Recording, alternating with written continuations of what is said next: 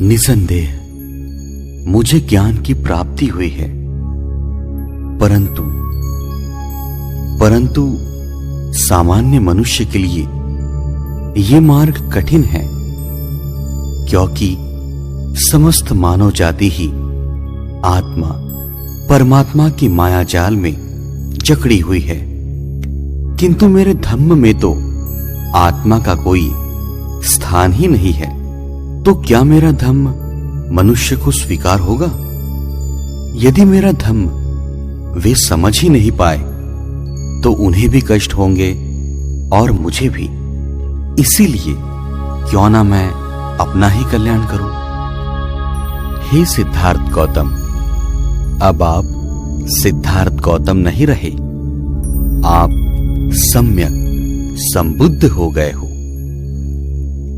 मैं आपके मन की दुविधा को जान गया हूं, परंतु हे सम्यक बुद्ध, आप मनुष्य मात्र को अपने धम्म के ज्ञान से कैसे वंचित रख सकते हो? यदि उन्हें बुद्ध के धम्म का प्रकाश नहीं मिला तो वे नष्ट हो जाएंगे। इसीलिए मेरा आपसे अनुरोध है कि आप अपने धम्म की देशना देना आरंभ करें। हां, तुम सत्य कहते हो। अब मैं अपने धम्म का प्रकाश समस्त प्राणी मात्र तक पहुंचाऊंगा। मैं अपने धम्म की देशना का आरंभ किसे देकर करूं? क्यों ना मैं उन 5 परिवाजकों को दूं जो मुझे प्रथम मिले थे, जिनके साथ मैंने साधना की थी। उन्होंने मेरी सेवा भी की थी।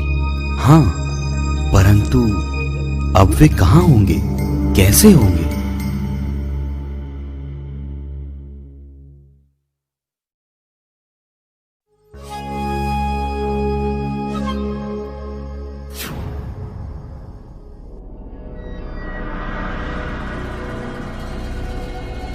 अरे वो देखो, श्रमण गौतम चला आ रहा है। वही गौतम जिसने तपस्या का मार्ग त्याग कर वैभव और भोग विलासी जीवन अपना लिया है। उसने अनर्थ किया है, इसीलिए हमें ना तो उसका स्वागत करना चाहिए और ना ही उसके सम्मान में खड़े होना चाहिए।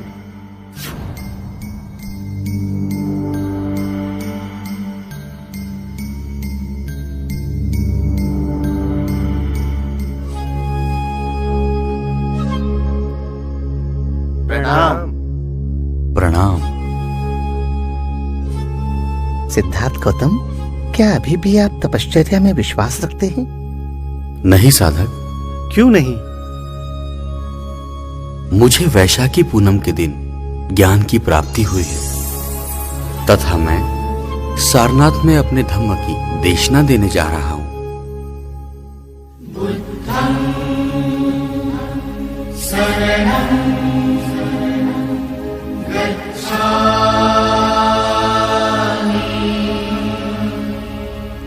मेरे मार्ग का मैं स्वयं रचयिता हूं।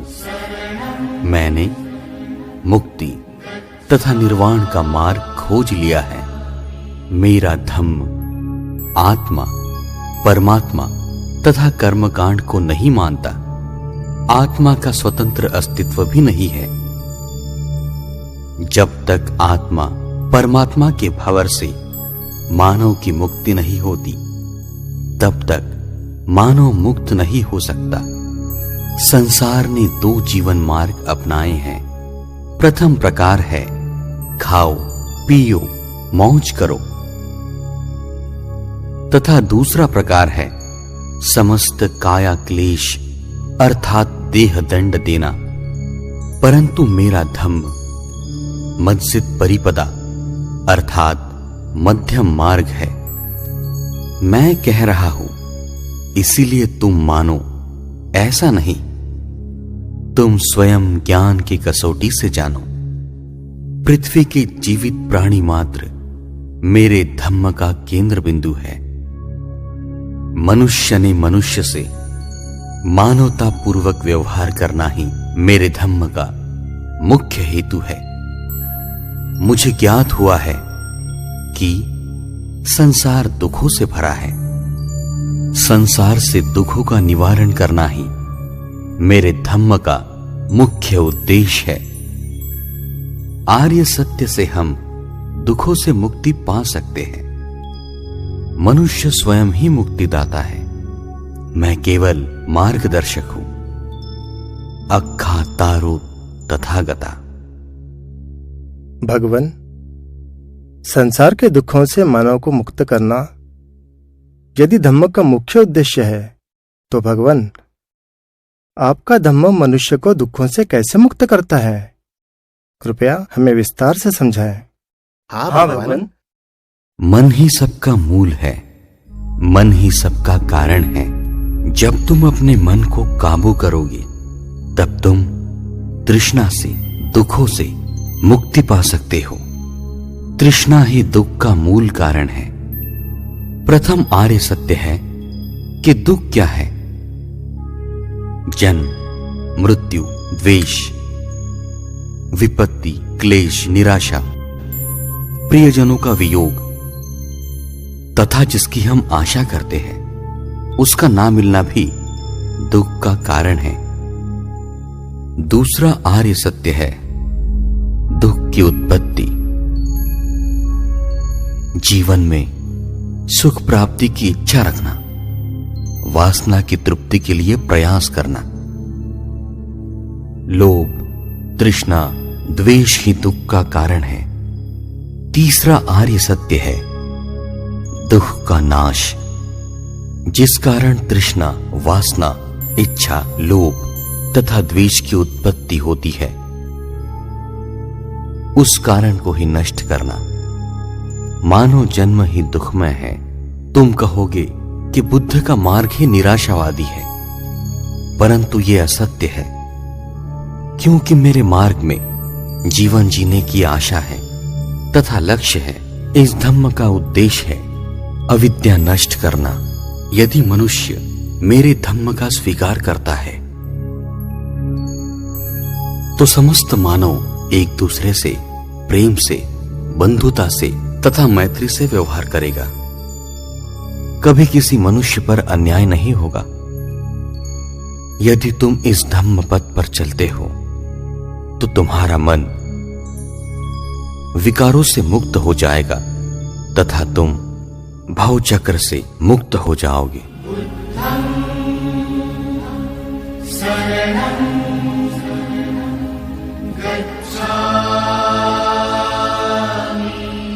बांटता चला धन धम्म का, बांटता चला धन धम्म का, जीवन भर की कमाई गूंजने लगी जम्बो द्वीप में बुद्ध की मधुर वाणी। बुद्धं शरणं गच्छामि, धम्मं शरणं गच्छामि, संघं शरणं गच्छामि।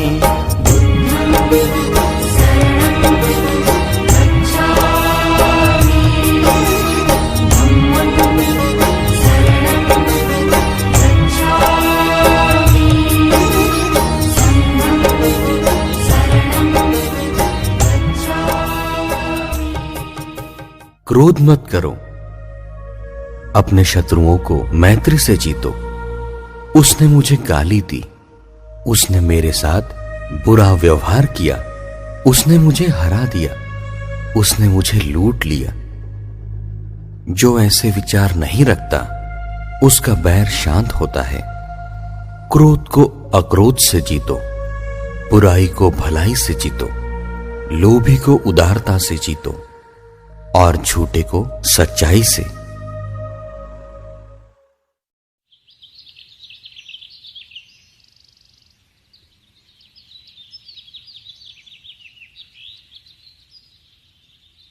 क्या बात है आयुष्मान, कौन हो तुम? मैं राजकुमार यश हूं।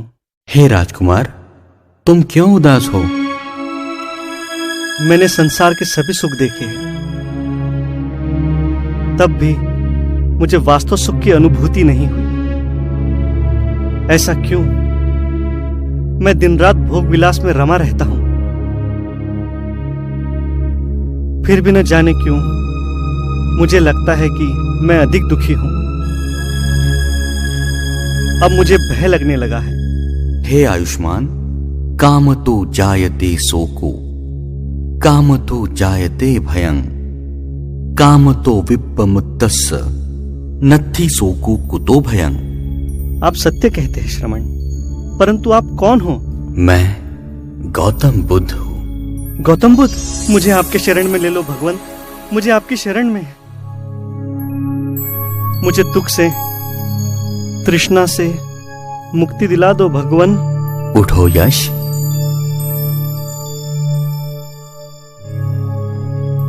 मैं तुम्हें ऐसे मार्ग की ओर ले चलता हूं जहां कोई तृष्णा नहीं, कोई दुख नहीं। मन ही सबका मूल है, मन ही सबका कारण है। यदि आदमी के मन में दूषित विचार होते हैं तो उसकी वाणी भी दूषित होती है। दुख उस आदमी के पीछे ऐसे हो लेता है जैसे गाड़ी के पहिए गाड़ी खींचने वाले बैल के पीछे पीछे चलते हैं। कुशल कर्म करो, अकुशल कर्मों के भागीदार ना बनो। तृष्णा अथवा काम वासना को स्वयं में अंतर्भूत ना होने देना, क्योंकि तृष्णा से शोक पैदा होता है, भय पैदा होता है, दुख की उत्पत्ति होती है। तृष्णा के क्षय में ही सुख है। निर्वाण सबसे बड़ा सुख है।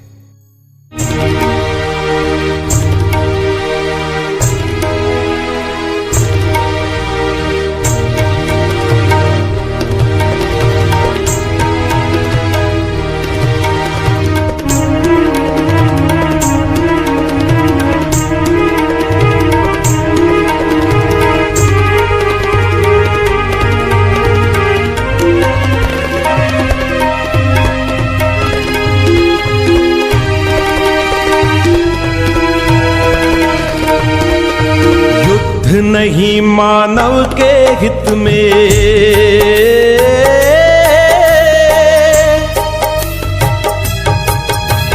युद्ध नहीं मानव के हित में, युद्ध है खून का सागर। बैर से बैर खत्म न होता, होता प्रेम को पाकर। युद्ध नहीं मानव के हित में, युद्ध है खून का सागर। बैर से बैर खत्म न होता, होता प्रेम को पाकर।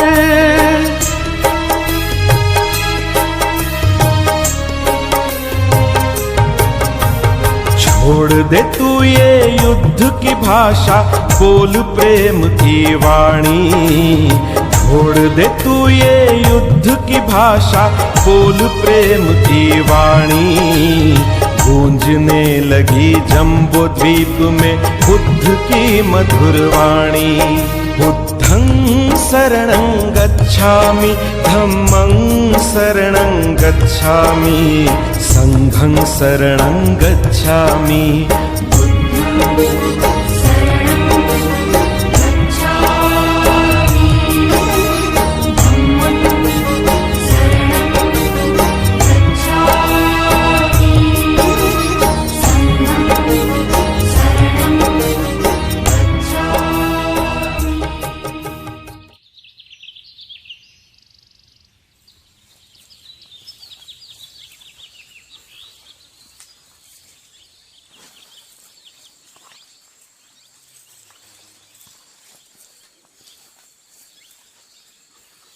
प्रणाम महातपस्वी।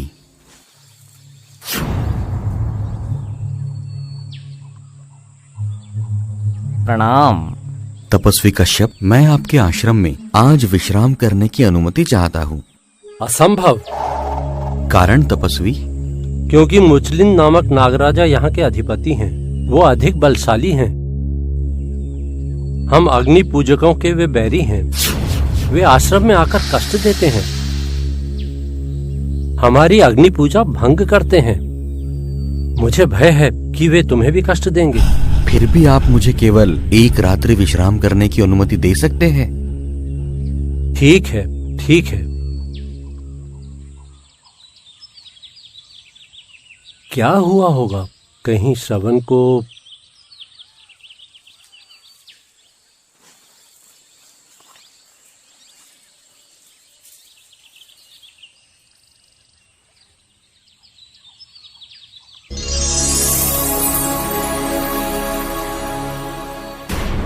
चमत्कार है। कोई चमत्कार नहीं है कश्यप। ये हमारे शत्रु नहीं किंतु मित्र है। मित्र है, परंतु हमें तो ये कष्ट देते हैं। हमारी अग्नि पूजा में ये बाधा डालते हैं।